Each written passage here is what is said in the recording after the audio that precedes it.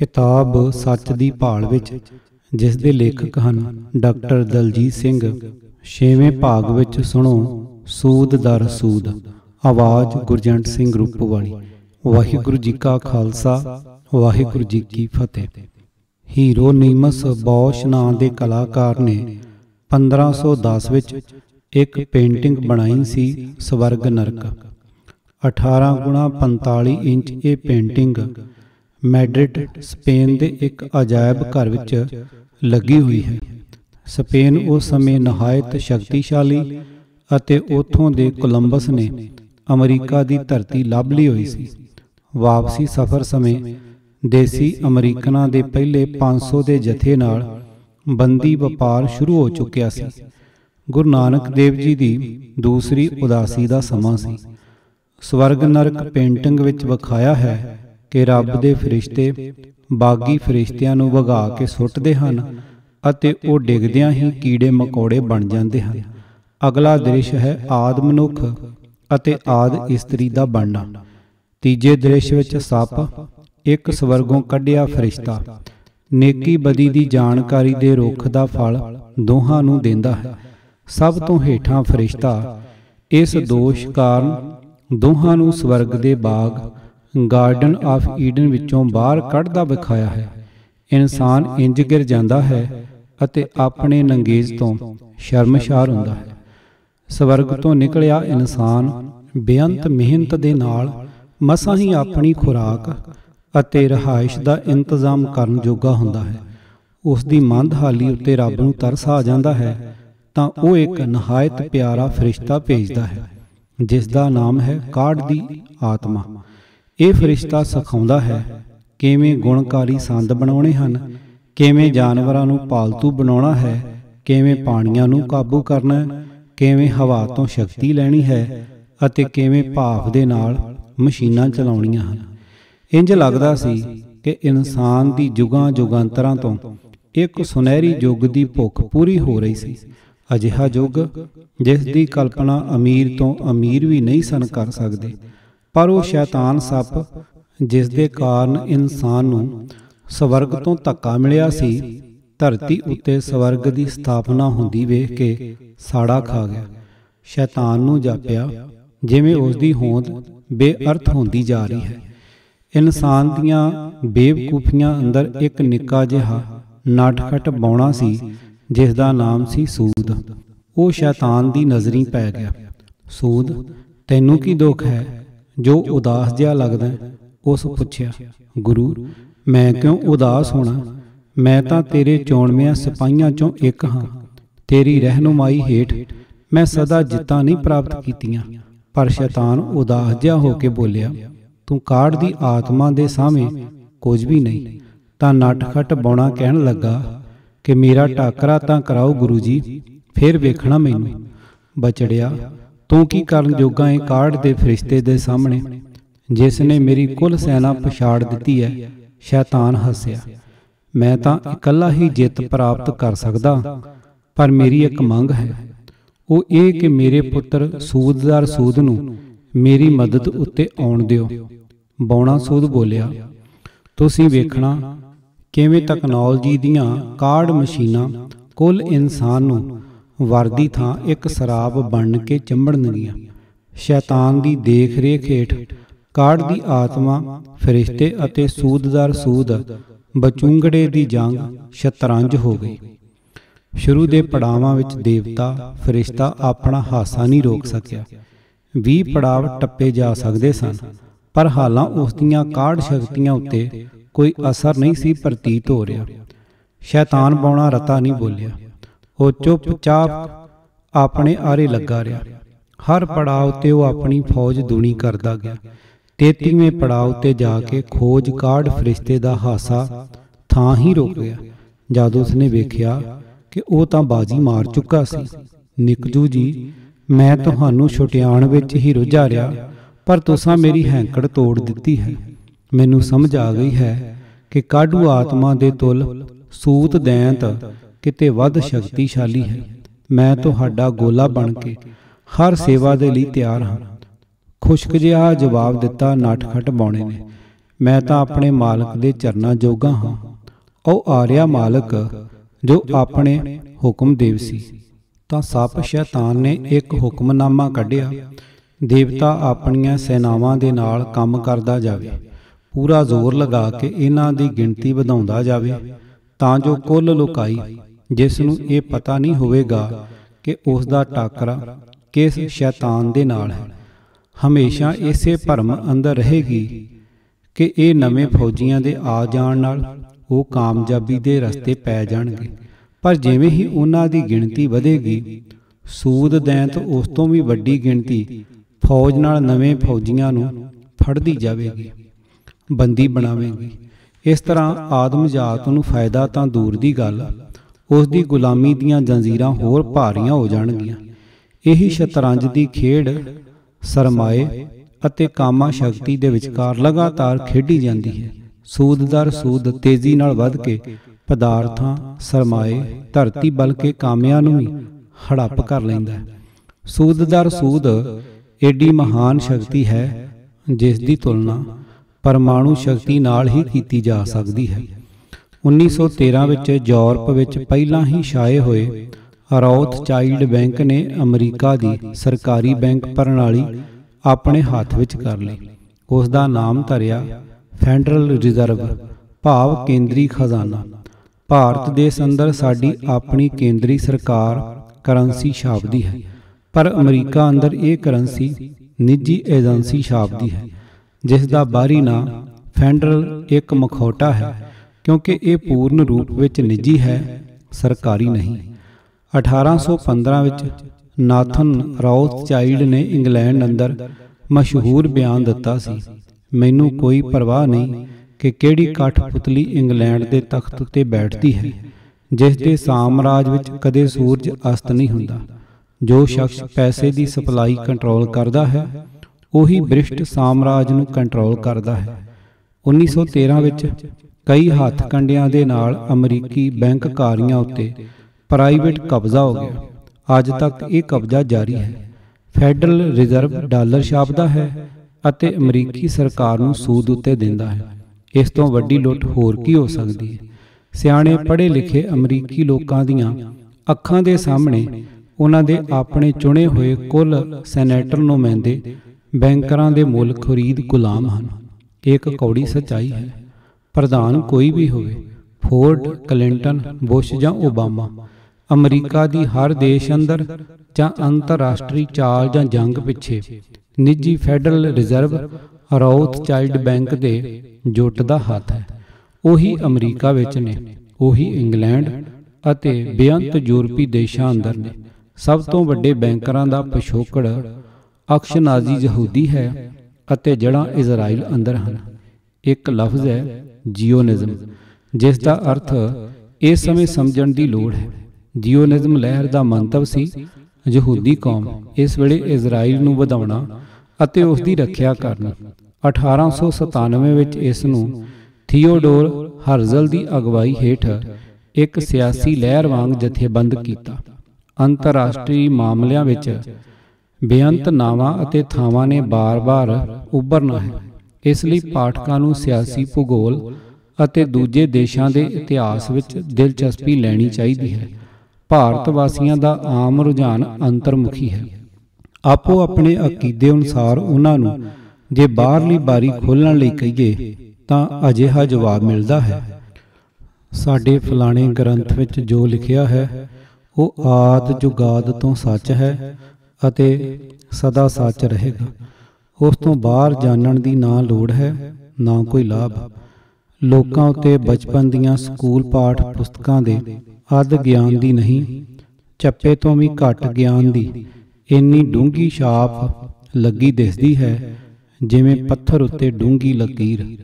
ਦਿਮਾਗਾਂ ਨੂੰ ਤਰਲ ਅਤੇ ਚੇਤੰਨ ਕਰਨ ਦੀ ਲੋੜ ਹੈ ਭਈ, ਤਾਂ ਜੋ ਨਿਤ ਬਲਦੀਆਂ ਚੁਣੌਤੀਆਂ ਨੂੰ ਸਮਝਣ ਅਤੇ ਟਾਕਰਾ ਕਰਨ ਦੀ ਸ਼ਕਤੀ ਪੈਦਾ ਹੋ ਸਕੇ। ਬੈਂਕਰਾਂ ਦੀ ਸਭ ਤੋਂ ਵੱਧ ਕਮਾਈ ਹੁੰਦੀ ਹੈ ਸਰਕਾਰਾਂ ਕੋਲੋਂ, ਜੋ ਵੱਡੀਆਂ ਵੱਡੀਆਂ ਰਕਮਾਂ ਦਾ ਕਰਜ਼ ਲੈਂਦੀਆਂ ਹਨ। ਸਰਕਾਰਾਂ ਦਾ ਕਰਜ਼ਾ ਕਦੇ ਡੁੱਬਦਾ ਨਹੀਂ, ਕਿਉਂਕਿ ਉਹਨਾਂ ਨੇ ਤਾਂ ਲੋਕਾਂ ਉੱਤੇ ਟੈਕਸਾਂ ਦਾ ਬੋਝ ਪਾ ਕੇ ਪੈਸਾ ਕੱਢ ਹੀ ਲੈਣਾ ਹੈ। ਇਹ ਕਰਜ਼ਾ ਨਿਰੇ ਅੱਜ ਦੇ ਲੋਕਾਂ ਉੱਤੇ ਹੀ ਨਹੀਂ ਬਲਕਿ ਉਹਨਾਂ ਦੀਆਂ ਆਉਣ ਵਾਲੀਆਂ ਪੁਸ਼ਤਾਂ ਉੱਤੇ ਚੱਲਦਾ ਰਹਿੰਦਾ ਹੈ। ਅਮਰੀਕਾ ਦੇ ਜੰਗਸਾਜ਼ੀ ਅਤੇ ਦੂਜੇ ਦੇਸ਼ਾਂ ਉੱਤੇ ਲਗਾਤਾਰ ਚੱਲੀ ਆਉਂਦੀ ਜੰਗਬਾਜ਼ੀ ਦੇ ਨਾਲ ਇੰਨਾ ਉਜਾੜਾ ਕੀਤਾ ਹੈ ਕਿ ਅੱਜ ਹਰ ਨਵੇਂ ਜੰਮੇ ਬਾਲ ਦੇ ਉੱਪਰ 2.5 ਲੱਖ ਡਾਲਰ ਦਾ ਕਰਜ਼ਾ ਹੈ। ਅਮਰੀਕਾ ਦੇ ਸੈਨੇਟਰ ਅਤੇ ਸਰਕਾਰਾਂ ਬੈਂਕਰਾਂ ਦੀਆਂ ਕਠਪੁਤਲੀਆਂ ਹਨ। ਉਹਨਾਂ ਨੂੰ ਅਮਰੀਕਾ ਦੇਸ਼ ਨਾਲ ਕੋਈ ਪਿਆਰ ਨਹੀਂ। ਕਠਪੁਤਲੀਆਂ ਬੈਂਕਰਾਂ ਦੇ ਰਾਹੀਂ ਇਜ਼ਰਾਈਲ ਦੇ ਜਿਓਨਿਸਟਾਂ ਲਫ਼ਜ਼ ਕਮਿਊਨਿਸਟਾਂ ਦੇ ਮੇਲ ਦਾ ਹੈ ਦੀ ਮੁੱਠੀ ਵਿੱਚ ਹਨ। ਵਾਟਰਲੂ ਦੀ ਮਸ਼ਹੂਰ ਜੰਗ ਸਮੇਂ ਰੌਥ ਚਾਈਲਡ ਬੈਂਕਰਾਂ ਨੇ ਬਰਤਾਨਵੀ ਵੈਲਿੰਗਟਨ ਅਤੇ ਫਰਾਂਸੀਸੀ ਨਪੋਲੀਅਨ ਦੋਹਾਂ ਨੂੰ ਭਾਰੇ ਕਰਜ਼ੇ ਦੇ ਕੇ ਤਗੜੇ ਕਰਕੇ ਲੜਾਈ ਦੀ ਭੱਠੀ ਵਿੱਚ ਝੋਕ ਦਿੱਤਾ। ਸ਼ਰਤ ਇਹ ਸੀ ਕਿ ਜਿੱਤਣ ਵਾਲਾ ਹਾਰੇ ਹੋਏ ਦੇ ਕਰਜ਼ੇ ਜ਼ਰੂਰ ਉਤਾਰੇਗਾ। ਦੁਸ਼ਮਣ ਨੇਤਾਵਾਂ ਨੂੰ ਬਿਲਕੁਲ ਖਬਰ ਨਹੀਂ ਸੀ ਕਿ ਦੋਵੇਂ ਪਾਸੇ ਬਲੀ ਦੇ ਬੱਕਰੇ ਤਿਆਰ ਕਰਨ ਵਾਲੇ ਰੌਥ ਚਾਈਲਡ ਭਰਾਵਾਂ ਦੇ ਯੂਰਪੀ ਬੈਂਕ ਹਨ। ਜੇ ਇਹ ਜਾਣਕਾਰੀ ਨੇਤਾਵਾਂ ਨੂੰ ਹੁੰਦੀ ਤਾਂ ਜੰਗ ਹੋਣੀ ਹੀ ਨਹੀਂ ਸੀ। 1913 ਵਿੱਚ ਜਦੋਂ ਅਮਰੀਕਾ ਮੁੱਠੀ ਵਿੱਚ ਆਇਆ ਤਾਂ ਐਟਲਾਂਟਿਕ ਦੇ ਆਰ-ਪਾਰ ਸ਼ੈਤਾਨਾਂ ਦੇ ਹੱਥ ਕੰਡੇ ਸ਼ੁਰੂ ਹੋ ਗਏ। ਜਿਓਨਿਸਟ ਯਹੂਦੀ ਗੂੰਦਾਂ ਨੇ ਪਹਿਲੀ ਵਿਸ਼ਵ ਜੰਗ ਸ਼ੁਰੂ ਕਰਵਾ ਦਿੱਤੀ। ਯੂਰਪ ਅਤੇ ਅਮਰੀਕਾ ਦੀ ਜਵਾਨੀ ਤੋਪਾਂ ਦਾ ਬਰੂਦ ਬਣਾ ਕੇ ਵਰਤੀ ਗਈ। ਇਸ ਜੰਗ ਦੇ ਫਲਸਰੂਪ 4 ਸਾਮਰਾਜ ਤਬਾਹ ਕੀਤੇ ਗਏ, 3 ਈਸਾਈ ਅਤੇ 1 ਇਸਲਾਮੀ। ਉਹ ਸਨ ਰੋਮਨ ਕੈਥੋਲਿਕ, ਜਰਮਨ ਤੇ ਆਸਟਰੀਆ ਹੰਗਰੀ ਅਤੇ ਰੂਸੀ ਰਵਾਇਤੀ ਈਸਾਈ ਮਤ। ਚੌਥਾ ਸਾਮਰਾਜ ਜੋ ਤਬਾਹ ਕੀਤਾ ਗਿਆ ਇਸਲਾਮੀ ਸੀ, ਓਟੋਮਾਨ ਸਾਮਰਾਜ। ਚੜ੍ਹਤ ਕਿਸ ਦੀ ਰਹੀ? ਯਹੂਦੀਆਂ ਦੀ। ਉਹ ਕਿਵੇਂ? ਯਹੂਦੀ ਬੈਂਕਰ ਯੂਰਪ ਤੇ ਵੀ ਛਾ ਗਏ। ਜੰਗ ਦੇ ਦੌਰਾਨ ਹੀ ਬਰਤਾਨਵੀ ਸਰਕਾਰ ਤੋਂ ਐਲਾਨ ਕਰਵਾਇਆ ਗਿਆ, ਜਿਸ ਨੂੰ ਬਾਲਫੋਰ ਐਲਾਨ ਕਹਿੰਦੇ ਹਨ, ਭਾਵ ਫਲਸਤੀਨੀ ਅੰਦਰ ਯਹੂਦੀ ਦੇਸ਼ ਕਾਇਮ ਕੀਤਾ ਜਾਣਾ ਚਾਹੀਦਾ। ਇੰਗਲੈਂਡ ਵਿੱਚ ਰਲਿਆਂ ਵਸਦਿਆਂ ਯਹੂਦੀਆਂ ਨੇ ਇਸ ਐਲਾਨ ਦੀ ਵਿਰੋਧਤਾ ਕੀਤੀ, ਪਰ ਉਹਨਾਂ ਨੂੰ ਕੌਣ ਪੁੱਛਦਾ ਸੀ। ਅਖੀਰ ਇਜ਼ਰਾਈਲ ਦੇਸ਼ 1948 ਵਿੱਚ ਇੱਕ ਛੁਰੇ ਦੇ ਵਾਂਗ ਮੱਧ ਏਸ਼ੀਆ ਦੀ ਛਾਤੀ ਅੰਦਰ ਗੱਡ ਦਿੱਤਾ ਗਿਆ। ਅੱਜ ਇਸ ਐਟਮੀ ਹਥਿਆਰਾਂ ਦੇ ਨਾਲ ਲੈਸ ਦੇਸ਼ ਨੇ ਯਹੂਦੀ ਬੈਂਕਰਾਂ ਦੀ ਮਿਲੀ ਭੁਗਤ ਨਾਲ ਅਮਰੀਕਾ ਸਮੇਤ ਕੁੱਲ ਦੁਨੀਆ ਨੂੰ ਆਪਣੀਆਂ ਉਂਗਲੀਆਂ ਉੱਤੇ ਨਚਾ ਰੱਖਿਆ ਹੈ। ਰੂਸ ਅੰਦਰ ਬੋਲਸ਼ਵਿਕ ਇਨਕਲਾਬ ਦੇ ਪਿੱਛੋਂ ਵੀ ਚਾਨਣ ਬਰਦਾਰ ਰੌਥ ਚਾਈਲਡ ਬੈਂਕ ਦੇ ਮੋਹਰੇ ਸਨ। ਅਫਰੀਕੀ ਸ਼ਿਫ, ਵਾਰਬਰਗ, ਮੋਰਗਨ, ਮੈਲਗਨ, ਕਾਰਨੀਗ ਅਤੇ ਰਾਕਫੈਲਰ ਘਰਾਣਿਆਂ ਦਾ ਪੈਸਾ। ਬੋਲਸ਼ਵਿਕ ਜੁੱਟ ਉਸੇ ਹੀ ਇਮਾਰਤ ਅੰਦਰ ਬਿਰਾਜਮਾਨ ਸਨ ਜਿੱਥੇ ਨਿਊਯਾਰਕ ਫੈਡਰਲ ਰਿਜ਼ਰਵ ਸੀ। ਜਦੋਂ ਰੂਸੀ ਜ਼ਾਰ ਨੇ 1917 ਵਿੱਚ ਆਪਣਾ ਤਖਤ ਛੱਡਿਆ ਤਾਂ ਚਾਨਣ ਬਰਦਾਰਾਂ ਨੇ ਟਰਾਟਸਕੀ ਅਤੇ ਉਸ ਦਾ ਕਮਿਊਨਿਸਟ ਜਥਾ ਆਪਣੇ ਖਰਚ ਤੇ ਰੂਸ ਭੇਜਿਆ ਤਾਂ ਜੋ ਆਰਜ਼ੀ ਹਕੂਮਤ ਨੂੰ ਉਲਟਾਉਣ ਲਈ ਉਹ ਲੈਨਿਨ ਦੀ ਮਦਦ ਕਰ ਸਕੇ। ਬੋਲਸ਼ਵਿਜ਼ਮ ਰੂਸੀ ਯਹੂਦੀ ਬੁੱਧੀਜੀਵੀਆਂ ਦੀ ਉਪਜ ਸੀ। ਜ਼ਾਰ ਦੇ ਸਾਮਰਾਜ ਨੂੰ ਮਲੀਆ ਮੇਟ ਕਰਨ ਅੰਦਰ ਕਰੀਬ 2 ਕਰੋੜ, ਜੀ ਹਾਂ 2 ਕਰੋੜ ਰੂਸੀ ਈਸਾਈਆਂ ਨੂੰ ਮਾਰ ਮੁਕਾਇਆ। ਅਸੀਂ ਮਾਰੇ ਗਏ, ਸਾਨੂੰ ਮਾਰ ਦਿੱਤਾ ਗਿਆ। ਕੂਕਣ ਵਾਲੇ ਜਿਓਨਿਸਟ ਹਾਲੋਕਾਸਟ ਵਾਲੇ ਇਸ ਅਸਲੀ ਘੱਲੂਘਾਰੇ ਦੀ ਭਿਣਕ ਨਹੀਂ ਨਿਕਲਣ ਦਿੰਦੇ। ਰੂਸੀ ਖਾਨਾ ਜੰਗੀ ਵਿੱਚ ਟਰਾਟਸਕੀ 10 ਲੱਖ ਦੀ ਫੌਜ ਦਾ ਕਮਾਂਡਰ ਸੀ। ਟਰਾਟਸਕੀ ਇੱਕ ਯਹੂਦੀ ਸੀ ਜਿਸ ਦਾ ਅਸਲੀ ਨਾਂ ਸੀ ਡੇਵਿਡ ਬਰਾਨਸਟੀਨ। ਉਹ ਨਿਊਯਾਰਕ ਵਿੱਚ ਯਹੂਦੀ ਫਿਲਮਾਂ ਅੰਦਰ ਅਦਾਕਾਰੀ ਕਰਦਾ ਹੁੰਦਾ ਸੀ। ਉਸ ਦਾ ਆਪਣਾ ਲੰਬਾ ਚੌੜਾ ਇਤਿਹਾਸ ਹੈ ਜਿਸ ਵਿੱਚ ਖਾਸ ਹੈ ਉਸ ਦੇ ਸਟਾਲਿਨ ਦੇ ਨਾਲ ਸਿਧਾਂਤਕ ਮਤਭੇਦ ਜੋ ਅਖੀਰ ਵਿੱਚ ਉਹਦੇ ਲਈ ਜਾਨਲੇਵਾ ਸਾਬਤ ਹੋਏ। ਇਸ ਵੇਲੇ ਵੇਖੀਏ ਉਸ ਦੇ ਕਮਾਂਡਰ ਦੇ ਤੌਰ ਤੇ ਵਿਚਾਰ। ਉਹ ਸਵੈ ਜੀਵਨੀ ਵਿੱਚ ਲਿਖਦਾ ਹੈ, ਬਦਲਾ ਲੈਣ ਦੀ ਭਾਵਨਾ ਤੋਂ ਬਿਨਾਂ ਫੌਜ ਨਹੀਂ ਖੜੀ ਕੀਤੀ ਜਾ ਸਕਦੀ। ਲੋਕਾਂ ਦੇ ਸਮੂਹ ਨੂੰ ਮੌਤ ਦੇ ਮੂੰਹ ਵਿੱਚ ਨਹੀਂ ਧੇ ਘੇਲਿਆ ਜਾ ਸਕਦਾ। ਜੇ ਫੌਜ ਦੀ ਕਮਾਨ ਕੋਲ ਮੌਤ ਦੀ ਸਜ਼ਾ ਦਾ ਸਭ ਤੋਂ ਵੱਡਾ ਹਥਿਆਰ ਨਾ ਹੋਵੇ। ਇਹ ਬਿਨ ਪੁਛਲ ਬਾਂਦਰ, ਜਿਨ੍ਹਾਂ ਨੂੰ ਆਦਮੀ ਕਹੀਦਾ ਹੈ, ਜੋ ਆਪਣੇ ਆਪ ਨੂੰ ਬੜੇ ਚਤੁਰ ਸਮਝਦੇ ਹਨ। ਇਹਨਾਂ ਨੂੰ ਫੜ ਕੇ ਅਸੀਂ ਫੌਜਾਂ ਬਣਾਉਂਦੇ ਹਾਂ ਅਤੇ ਜੰਗਾਂ ਕਰਦੇ ਹਾਂ। ਫੌਜੀ ਕਮਾਨ ਇਹਨਾਂ ਨੂੰ ਦੋ ਮੌਤਾਂ ਦੇ ਵਿਚਕਾਰ ਲਟਕਾ ਕੇ ਰੱਖਦੀ ਹੈ। ਇੱਕ ਮੌਤ ਜੰਗ ਦੇ ਮੁਹਾਜ਼ ਉੱਤੇ ਹੋ ਸਕਦੀ ਹੈ ਅਤੇ ਦੂਜੀ ਅਵੱਸ਼ ਮੌਤ ਜੋ ਉਹਨਾਂ ਨੂੰ ਪਿੱਛੇ ਉਡੀਕਦੀ ਹੈ। ਪੱਛਮੀ ਬੈਂਕਰਾਂ ਦੀ ਤੀਬਰ ਇੱਛਾ ਸੀ ਕਿ ਉਹ ਸੋਵੀਅਤ ਸੰਘ ਦੀ ਬੈਂਕ ਪ੍ਰਣਾਲੀ ਉੱਤੇ ਕਬਜ਼ਾ ਕਰ ਲੈਣ ਅਤੇ ਰਾਕਫੈਲਰ ਬਾਕੂ ਦੇ ਤੇਲ ਖਜ਼ਾਨਿਆਂ ਨੂੰ ਹਥਿਆ ਲੈਣ। ਜਦੋਂ ਲੈਨਨ ਮਰ ਗਿਆ ਅਤੇ ਟਰਾਟਸਕੀ ਬਿਮਾਰ ਪੈ ਗਿਆ ਤਾਂ ਸਟਾਲਿਨ ਨੇ ਇੱਕ ਅੱਡਰਾ ਰਾਹ ਅਪਣਾ ਲਿਆ। ਉਹ ਸੀ ਇੱਕ ਦੇਸ਼ ਅੰਦਰ ਸਮਾਜਵਾਦ। ਇਹ ਰਸਤਾ ਟਰਾਟਸਕੀ ਅਤੇ ਚਾਨਣ ਬਰਦਾਰਾਂ ਦੇ ਵਿਚਾਰਾਂ ਤੋਂ ਉਲਟ ਸੀ, ਜੋ ਕੁੱਲ ਦੁਨੀਆ ਨੂੰ ਇੱਕ ਕਰਨਾ ਚਾਹੁੰਦੇ ਸਨ। ਇੱਕ ਨਵੀਂ ਦੁਨੀਆ ਦੇ ਨਿਜ਼ਾਮ ਦਾ ਏਜੰਡਾ ਅਜੇ ਵੀ ਕਾਇਮ ਹੈ। ਇਸ ਨੂੰ ਜਾਣਨ ਲਈ $1 ਦੇ ਨੋਟ ਦੇ ਖੱਬੇ ਪਿਛਲੇ ਪਾਸੇ ਵੇਖ ਲਵੋ ਕੀ ਲਿਖਿਆ ਹੈ। ਇੱਕ ਪਿਰਾਮਿਡ ਹੈ ਜਿਸ ਦੇ ਉੱਪਰ ਇੱਕ ਗੈਬੀ ਅੱਖ ਹੈ। ਉਸ ਦੇ ਉੱਪਰ ਲਾਤੀਨੀ ਭਾਸ਼ਾ ਵਿੱਚ ਲਿਖਿਆ ਹੈ, ਜੋ ਸ਼ੁਰੂ ਕੀਤਾ ਹੈ ਉਸ ਦੇ ਹੱਕ ਵਿੱਚ। ਹੇਠਾਂ ਲਿਖਿਆ ਹੈ, ਸਦਾ ਦੇ ਲਈ ਇੱਕ ਨਵਾਂ ਨਿਜ਼ਾਮ। ਪਿਰਾਮਿਡ ਦੇ ਹੇਠਲੇ ਪੱਥਰ ਉੱਤੇ ਲਾਤੀਨੀ ਵਿੱਚ ਲਿਖਿਆ ਹੈ 1976। ਸੰਨ 1976 ਵਿੱਚ ਚਾਨਣ ਬਰਦਾਰਾਂ ਨੇ ਰਾਜਸੀ ਤੌਰ ਤੇ ਆਪਣੀ ਖੁਫੀਆ ਕਾਰਵਾਈ ਸ਼ੁਰੂ ਕੀਤੀ ਸੀ। ਰੌਥਚਾਈਲਡ ਦੀ ਮਿਹਰ ਭਰੀ ਅਗਵਾਈ ਦੇ ਹੇਠ ਬੈਂਕਰਾਂ ਦੀ ਇਤਿਹਾਸ ਉੱਤੇ ਪਕੜ ਅਤੇ ਛਾਪ ਹਿਟਲਰ ਦੀ ਕਹਾਣੀ ਤੋਂ ਪਤਾ ਲੱਗਦੀ ਹੈ। ਵਿਆਨਾ ਅੰਦਰ ਨਾਥਨ ਰੌਥਚਾਈਲਡ ਦੀ ਘਰੇਲੂ ਨੌਕਰ ਸੀ ਮੇਰੀਆ। ਉਸ ਦਾ ਚਾਨਣ ਬਰਦਾਰਾਂ ਦੇ ਇੱਕ ਖੁਫੀਆ ਸ਼ੈਤਾਨੀ ਰਿਵਾਜੀ ਇਕੱਠ ਅੰਦਰ ਬਲਾਤਕਾਰ ਕੀਤਾ ਗਿਆ, ਜਿੱਥੋਂ ਹਿਟਲਰ ਦੇ ਦਾਦੇ ਨੇ ਜਨਮ ਲਿਆ। ਇਸ ਤਰ੍ਹਾਂ ਹਿਟਲਰ 1/4 ਯਹੂਦੀ ਬਣਿਆ। ਰੌਥਚਾਈਲਡ ਆਪਣੀ ਹਰਾਮੀ ਔਲਾਦ ਦਾ ਬਹੁਤ ਧਿਆਨ ਰੱਖਦੇ ਸਨ। 1912-13 ਵਿੱਚ ਹਿਟਲਰ ਨੂੰ ਇੰਗਲੈਂਡ ਵਿੱਚ ਖਾਸ ਸਿਖਲਾਈ ਦਿੱਤੀ ਗਈ, ਤਕਰੀਰਾਂ ਦੇ ਨਾਲ ਵੱਡੇ ਸਰੋਤਿਆਂ ਦੇ ਇਕੱਠਾਂ ਨੂੰ ਕੀਲਣ ਦੀ। ਰੌਥਚਾਈਲਡ ਦਾ ਪੋਤਰਾ ਕੋਈ ਐਵੇਂ ਕੈਵੇਂ ਦੀ ਚੀਜ਼ ਨਹੀਂ ਸੀ। ਉਸ ਦੇ ਛੁਪੇ ਹੋਏ ਹੱਥ ਨੇ ਹਿਟਲਰ ਨੂੰ ਗਏ ਗਵਾਚੇ ਹਨੇਰਿਆਂ ਅੰਦਰੋਂ ਚੁੱਕ ਕੇ ਤਾਕਤ ਦੀ ਕੁਰਸੀ ਉੱਤੇ ਬਿਠਾ ਦਿੱਤਾ। ਕੁੱਲ ਦੂਜੀ ਵਿਸ਼ਵ ਜੰਗ ਬੈਂਕਰਾਂ ਦੇ ਪਾਏ ਹੋਏ ਪੂਰਨਿਆਂ ਉੱਤੇ ਲੜੀ ਗਈ। ਇੱਕ ਪਾਸੇ ਇੰਗਲੈਂਡ ਅਤੇ ਅਮਰੀਕਾ ਬੈਂਕਰਾਂ ਦੀ ਮੁੱਠੀ ਅੰਦਰ ਅਤੇ ਦੂਜੇ ਪਾਸੇ ਹਿਟਲਰ ਦੀ ਨਾਜ਼ੀ ਮਸ਼ੀਨ ਲਈ ਪੂਰਨ ਮਦਦ। ਲੜਾਈ ਦਾ ਅੰਤ ਵੀ ਪਹਿਲਾਂ ਤੋਂ ਨਿਸ਼ਚਿਤ ਸੀ, ਨਾਜ਼ੀਆਂ ਦੀ ਹਾਰ। ਨਾਜ਼ੀ ਫੌਜ ਨੇ ਤਾਂ ਪਹਿਲਾਂ ਹੀ ਝੜਪ ਨਾਲ ਮਈ 1940 ਵਿੱਚ ਬ੍ਰਿਟਨ ਦੇ ਗੋਡੇ ਲਵਾ ਦਿੱਤੇ ਸਨ, ਪਰ ਇੰਨੀ ਜਲਦੀ ਜੰਗ ਖਤਮ ਹੋਣ ਨਾਲ ਬੈਂਕਰਾਂ ਨੂੰ ਕੀ ਮਿਲਣਾ ਸੀ। ਇਸ ਲਈ ਡਨਕਰਕ ਵਿੱਚ ਘਿਰੇ 3.5 ਲੱਖ ਫੌਜੀਆਂ ਨੂੰ ਸਹੀ ਸਲਾਮਤ ਬ੍ਰਿਟੇਨ ਜਾਣ ਦਿੱਤਾ ਗਿਆ। ਦੂਜੀ ਵਿਸ਼ਵ ਜੰਗ ਵਿੱਚ ਹਰ ਪਾਸਿਆਂ ਤੋਂ ਜਿੱਤਾਂ ਹਾਰਾਂ ਅਤੇ ਅਜੀਬੋ ਗਰੀਬ ਉਚਾਈਆਂ ਨਿਚਾਈਆਂ ਦੇ ਪਿੱਛੇ ਉਹੀ ਸਨ। ਬੇਅੰਤ ਸਵਾਲ ਉੱਠਦੇ ਰਹੇ, ਫਲਾਂ ਦੇਸ਼ ਨੇ ਐਸਾ ਕਿਉਂ ਨਹੀਂ ਕੀਤਾ, ਜਾਂ ਐਸਾ ਪਾਗਲਪਨ ਐਸੇ ਸਮੇਂ ਕਿਉਂ ਕੀਤਾ। ਦੋਵੇਂ ਪਾਸੇ ਕਾਠਪੁਤਲੀਆਂ ਦੀਆਂ ਤਣਾਵਾਂ ਖਿੱਚਣ ਵਾਲੇ ਬੈਂਕਰ ਹੀ ਸਨ। ਰੌਥਚਾਈਲਡ ਦੇ ਪੋਤਰੇ ਹਿਟਲਰ ਨੂੰ ਮਾਰਨ ਵਾਲਾ ਕੌਣ ਜੰਮਿਆ ਸੀ?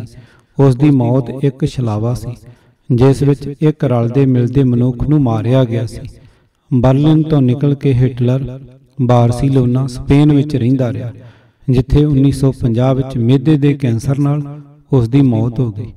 ਇਤਿਹਾਸ ਦੇ ਪੰਨੇ ਚਾਨਣ ਬਰਦਾਰਾਂ ਬੈਂਕਰਾਂ ਦੀਆਂ ਗਿਣੀਆਂ ਮਿਥੀਆਂ ਚਾਲਾਂ ਨਾਲ ਖੋਲ੍ਹੇ ਅਤੇ ਲਿਖੇ ਜਾਂਦੇ ਹਨ। ਜੰਗਾਂ ਦੇ ਪਲਾਟ ਕਈ ਦਹਾਕੇ ਪਹਿਲਾਂ ਤੈਅ ਕੀਤੇ ਜਾਂਦੇ ਹਨ ਅਤੇ ਕਿਸੇ ਸਮੂਹ ਗਾਣ ਦੇ ਵਾਂਗ ਦੇਸ਼ਾਂ ਤੇ ਆਬਾਦੀਆਂ ਦਾ ਸਤਿਆਨਾਸ਼ ਕਰਦੇ ਜਾਂਦੇ ਹਨ। ਹੋਰ ਸੂਦਦਾਰ ਸੂਦ ਮੁਨਾਫੇ ਅਤੇ ਹੋਰ ਵਧੇਰੇ ਸ਼ਕਤੀਸ਼ਾਲੀ ਬਣਨ ਲਈ ਉਹ ਮਹਾ ਅਮੀਰ ਕੁੱਲ ਲੋਕਾਈ ਨੂੰ ਸਦਾ ਲਈ ਕਾਬੂ ਕਰਨ ਲਈ ਗਿਰਜਾਂ ਵਾਂਗ ਨੋਚ ਰਹੇ ਹਨ। ਕਾਗਜ਼ ਅਤੇ ਸਿਆਹੀ ਦੇ ਮੁੱਲ ਤੇ ਤਿਆਰ ਕੀਤੀ ਹੋਈ ਨਗਦੀ ਦੇ ਨਾਲ ਉਹਨਾਂ ਨੇ ਦੁਨੀਆ ਦੇ ਬੇਅੰਤ ਦੇਸ਼ਾਂ ਨੂੰ ਸੂਦੀ ਸੰਖਾਂ ਅਸੰਖਾਂ ਦੇ ਕਰਜ਼ਿਆਂ ਹੇਠ ਦਬੋਚਿਆ ਹੋਇਆ ਹੈ। ਅਜਿਹੀ ਹਾਲਤ ਜਾਰੀ ਰੱਖਣ ਜਾਂ ਅੱਗੇ ਵਧਾਉਣ ਲਈ ਇਹ ਸ਼ੈਤਾਨ ਸਮਾਜ ਅਤੇ ਉਸ ਅੰਦਰ ਵਿਚਰਦੇ ਖਿਆਲਾਂ ਨੂੰ ਕਾਬੂ ਹੇਠ ਕਰਨ ਲਈ ਨਿਹਾਇਤ ਸ਼ਕਤੀਸ਼ਾਲੀ ਸਾਇੰਸੀ ਢੰਗ ਅਪਣਾਉਂਦੇ ਹਨ। ਭੈ ਵਿਰੁੱਧ ਜੰਗ। ਕੋਈ ਮੁਸਲਮਾਨ ਭੈਵਾਦੀਆਂ ਦੇ ਖਿਲਾਫ ਨਹੀਂ ਹੈ। ਇਸ ਦਾ ਅਸਲੀ ਨਿਸ਼ਾਨਾ ਅਸੀਂ ਅਤੇ ਤੁਸੀਂ ਹਾਂ। ਚੋਣ ਸਾਡੀ ਆਪਣੀ ਹੈ। ਭੂਖ ਸੁੱਤੇ ਰਹਿਣਾ ਹੈ ਜਾਂ ਚੇਤੰਨ ਹੋਣਾ ਹੈ। ਕਿਤਾਬ ਸੱਚ ਦੀ ਭਾਲ ਵਿੱਚ ਲੇਖਕ ਡਾਕਟਰ ਦਲਜੀਤ ਸਿੰਘ, ਭਾਗ 6ਵਾਂ, ਆਵਾਜ਼ ਗੁਰਜੰਟ ਸਿੰਘ ਰੂਪੋਵਾਲੀ। ਪੂਰੀ ਕਿਤਾਬ ਸੁਣਨ ਲਈ YouTube channel Gurjant Singh Rupowali subscribe ਕਰੋ। ਵਾਹਿਗੁਰੂ ਜੀ ਕਾ ਖਾਲਸਾ, ਵਾਹਿਗੁਰੂ ਜੀ ਕੀ ਫਤਿਹ।